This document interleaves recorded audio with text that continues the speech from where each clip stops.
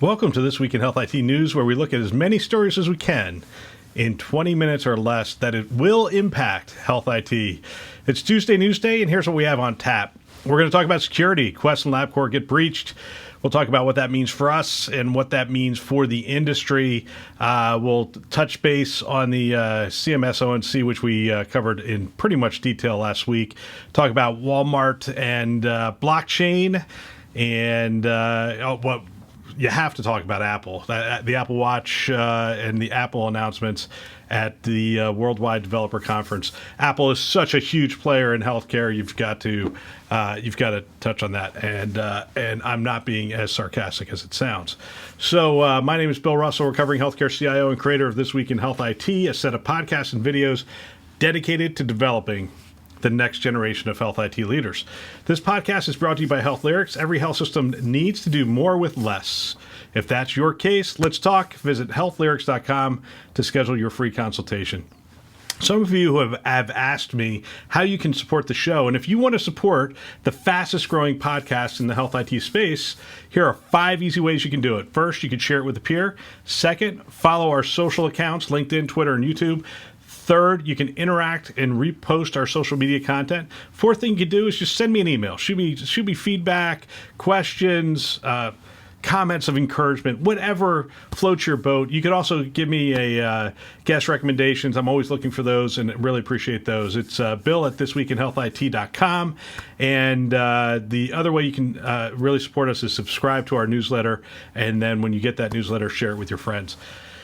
So, yeah, let's just get to the news. It's an exciting week, actually. Anytime you talk about security, I think our listenership drops by 10% just because nobody really wants to talk about security. But we're going to do it today because we have some important stories. So we have. I'm going to go to 2 different sources on this. I'm going to go to Healthcare IT News, which I'm going to hit at least twice today, and one of my bleepingcomputer.com. The reason I went to that one is because it has a bunch of details that the other story did not have. So, let's start there. Let's start with bleepingcomputer.com. Let's see. So Quest, LabCorp, AMCA sued for breach impacting over 19 million patients. The data breach, which impacted the clients of both companies, was caused by the web payment page breach of billing collection service provider American Medical Collection Agency, AMCA, between August 1st, 2018 and March 30th, 2019. Again, indicative of the fact that a lot of times we don't even know these things are going on.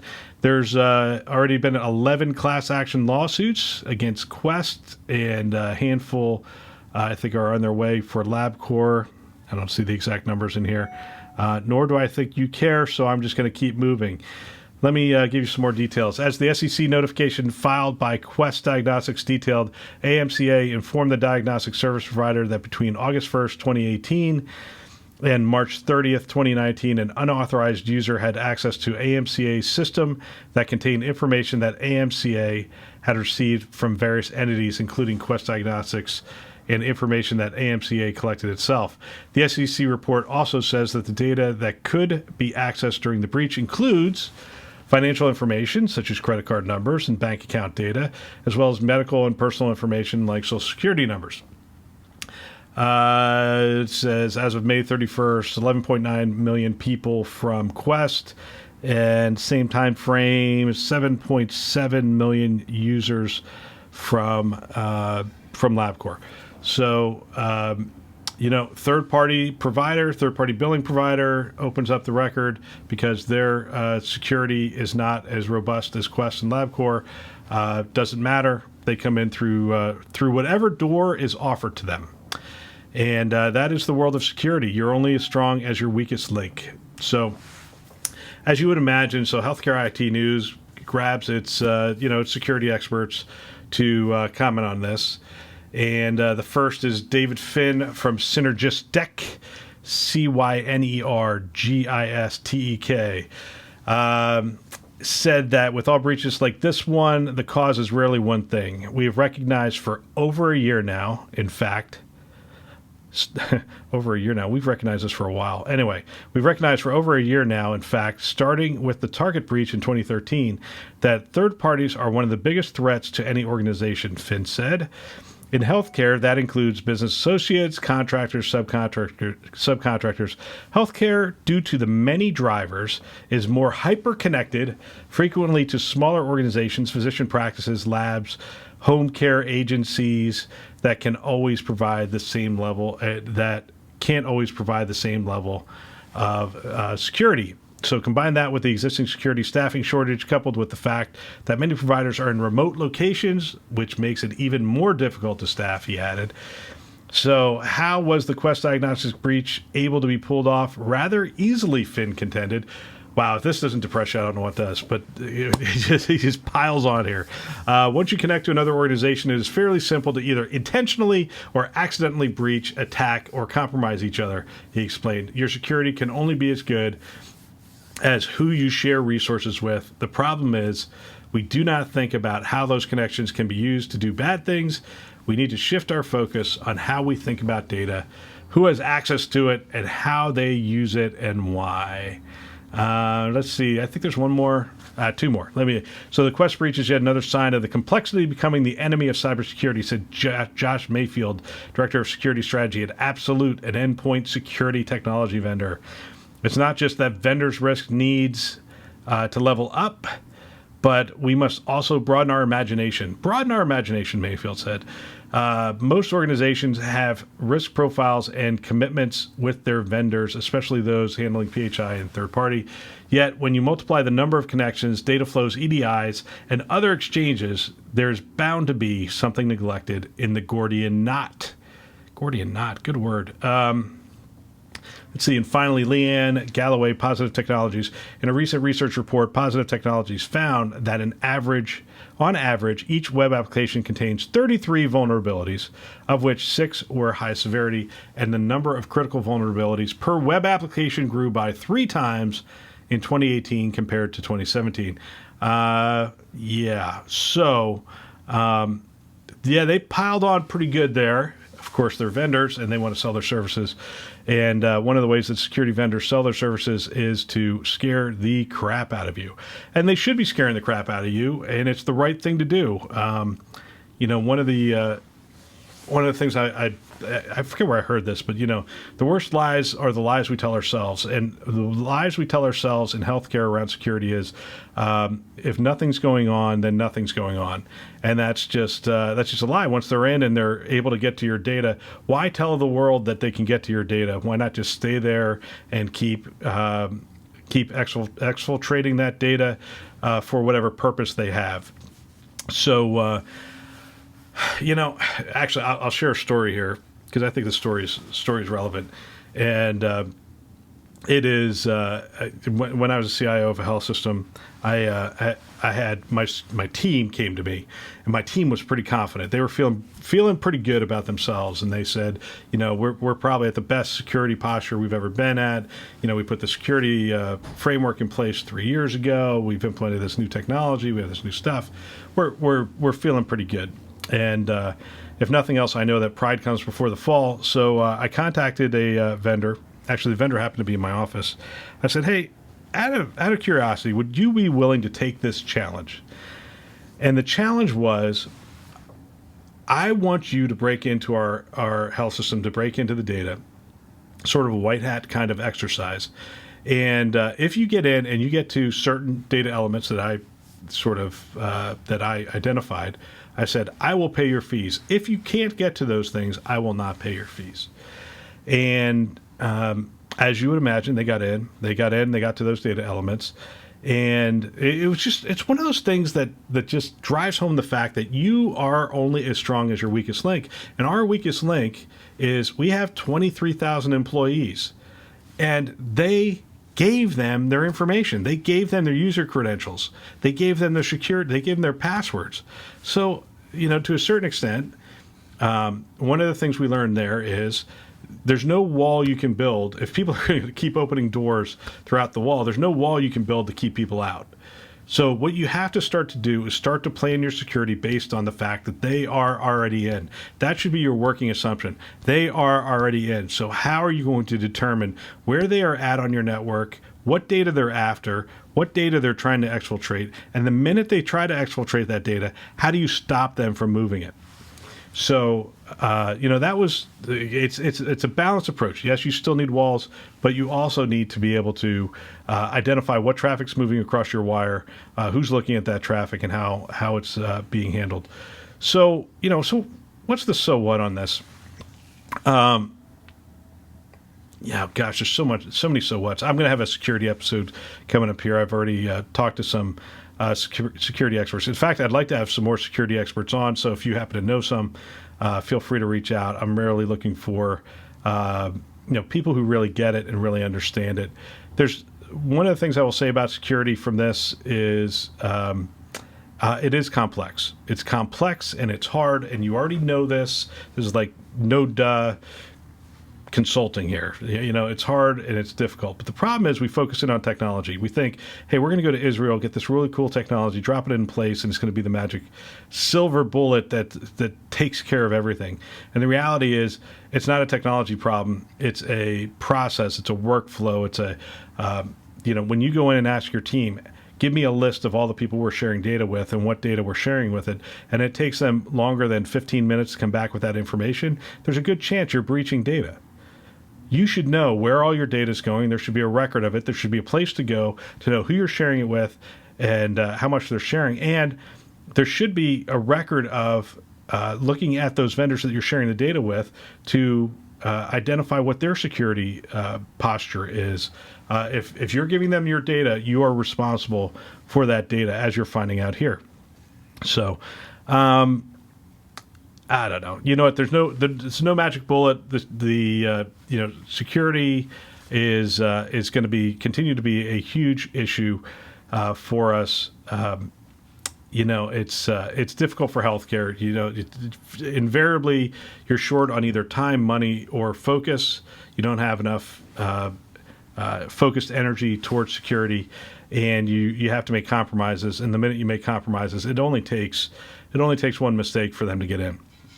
So there is no compromise. You have to be diligent in this area, and if you can't do it, you got to find somebody else to do it and then hold them accountable. And I think there probably will be more outsourcing in this arena. We'll have to see what happens. Okay, let's go to the Apple story. I mean, that was a downer. Let's go to the Apple story. Apple. Let's see, CNBC.com. Angelica Levito. Apple Watch will be able to track menstruation cycles and warn about possible hearing loss from loud noise.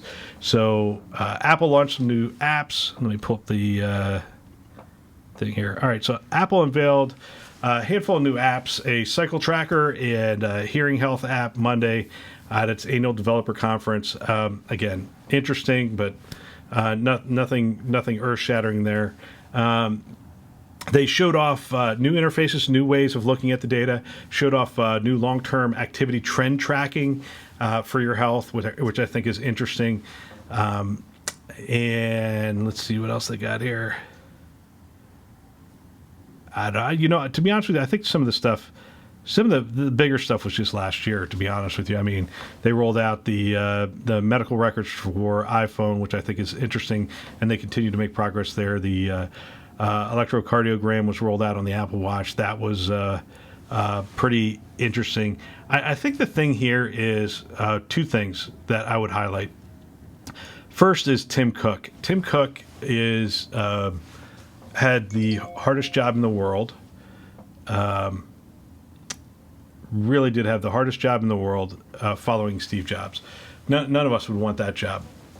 And he has been slow and steady wins the race kind of guy, not veering too far from the original game plan that Steve set out, but also executing flawlessly in some areas. Well, it's interesting now because what he has done, which I think is brilliant, is he looked at the competitive landscape and he said, okay, our competitor is Google. And he said, how do we position ourselves against Google? He may or may not have thought it this way. I'm just saying the outcome is brilliant. How do you position yourself against Google? Well, the way you position yourself against Google, who makes all their money on data, your data that they get from your surfing history, from your phone, from tracking apps. They just track the crap out of you. They know everywhere you're at. And he says, hey, I know how to beat a company like that. What we're going to do is we're going to focus in on privacy and security, mostly privacy. Your data is your data. And I think because he has done that, he has created a distinct competitive advantage over Google in that I trust Apple now more with my health data than I trust Google with my health data. Because I don't know what Google's going to do with it. I know they can do really cool things. And I'm excited about the things that Google can do with it. But until they can really get their arms around this privacy thing, first of all, I think they're going to get dinged by the government. And second of all, I don't want them playing with my data. I would rather have the data in Apple's hands who's saying to me, hey, if you want to share it with a study, share it with a study. If you want to share it with a health broker of some kind that can make heads or tails of my health data, then go ahead and do that. So I like his approach. I think it's great. And, there's a good quote in here. So Apple has made health one of its top priorities. CEO Tim Cook telling CNBC's Jim Cramer in January that Apple is focused on democratizing healthcare, and he thinks healthcare will be Apple's greatest contribution to mankind. The company's commitment showed Monday at its annual event highlighting software updates. So, the first thing is I think the security and privacy is just foundational to their movement. The second is I think they are democratizing health. I think they are uniquely positioned to be the platform that takes the health record out of Epic and out of Cerner and out of Allscripts and out of Meditech and moves it onto the phone, onto the patient, or into a device that the patient is carrying around. Now, I understand the limitations of that. I don't need emails telling me, Bill, you don't understand the limitations. I understand the limitations, but I also understand the power of it as well. If I can get a majority of the health systems sharing their medical record with that Apple device, I now have a carrier that is going to be with me, and I am the constant at the point of care. I am the constant at my point of care. I am the one. So if I have my medical record, that's the best scenario, and Apple's going to be able to enable that. I think the other thing is around privacy updates. Let's see. Most notable among privacy updates is the new sign-on with the Apple button, single sign-on function that lets users authenticate their identity using their Apple ID. It's a little distinct from Google and others, Google, Facebook, and others, in that, again, they're not tracking you. They're not tracking you, and they're actually on your side. They're helping you to spoof the various entities that you're logging into so that your data remains yours and that your location remains yours, and you only share the data that you want to share. So Apple is doing a lot of the right things to foundationally be ready to be a mechanism to democratize healthcare, as they say. Not that they're going to deliver healthcare, but that they are going to free that data and make the individual, the patient, the center of the healthcare experience, and hopefully drive accountability and all those things that physicians are frustrated with. You tell somebody to diet and they don't diet. Maybe Apple will have somewhat of an answer. If not, their ecosystem of developers may have that. So, again, I like what Apple's doing. I think it could be a game changer. So something to keep an eye on. Let's see. Next story. HIMSS. I'll go brief on this. So, HIMSS responded to the OMC CMS announcements, request for comments around their data sharing and 21st century cures and interoperability stuff. Let's just call it stuff. Mike Millard, Healthcare IT News. I'm not even going to go into this in too much detail. The bottom line is HIMSS agrees with everybody else, but was much more supportive in their language, to be honest with you. I found it very distinct from the Chime announcement. The HIMSS announcement was really strongly supportive of the API move. They were strongly supportive of data sharing, of calling out blockers. They were supportive of all the elements of the initiative, and they again, I think Chime was too, but they were, but HIMSS was just a little bit more over the top on it. And then the other thing is, again, Hims and Chime both agree that there's some gaps. There's some gaps in the language. There's some gaps in the timeline. So some of those things. But I think what I felt from Chime was they represent the people who are going to have to implement this. So they were like, "Hey, slow it down there, Azar and Verma. This is a lot of work. I don't think you understand what's going on here." Whereas Hims may represent a little different group, and they're like, "Hey, this is good for healthcare. We like this. Let's keep this thing moving forward." So, I think the so what here is, generally speaking, I think everyone agrees this is the right thing to do, and there is growing support for what Seema Verma and Secretary Azar are doing. Just maybe not the speed they're doing it, and maybe clean up the language a little bit. So let's see. Walmart joins MetaLedger, blockchain-based pharma tracking group. Mike Millard, Healthcare IT News. Blockchain. So I did a podcast just this past week with Charlie Lougheed, CEO of Actual, who's a blockchain entrepreneur and a friend who did the Explorer startup, which sold to IBM, and he was one of the founding members of that. And just a fascinating conversation around blockchain. I think the thing I liked about the conversation, that's last Friday's episode. If you get a chance, go back and listen to that. I think the thing I loved about it was, I'm like, give us the blockchain 101. And Charlie just goes, it's a database, Bill. I mean, at the end of the day, it has some unique features. It's distributed, immutable records, smart contracts. That's, a couple other things in it. But at the end of the day, it's a database. It has a little different characteristics than we're used to. So it's funny. When he got done talking about it, I thought, you know what, this is going to move faster than I think it's going to move, because we already know databases. We understand databases. We've got to get used to some new aspects of it, but for the most part, we sort of get it. We sort of know it. So here's what's happened. So the retailer Walmart joins other big players such as AmerisourceBergen, McKesson, and Pfizer in an effort to use distributed ledger technology for medication safety integrity. The news, first reported by Bitcoin and blockchain website CoinDesk, signifies that health and life sciences use cases for blockchain are continuing to gain momentum. Some of the largest corporations putting resources into building out new applications of technology.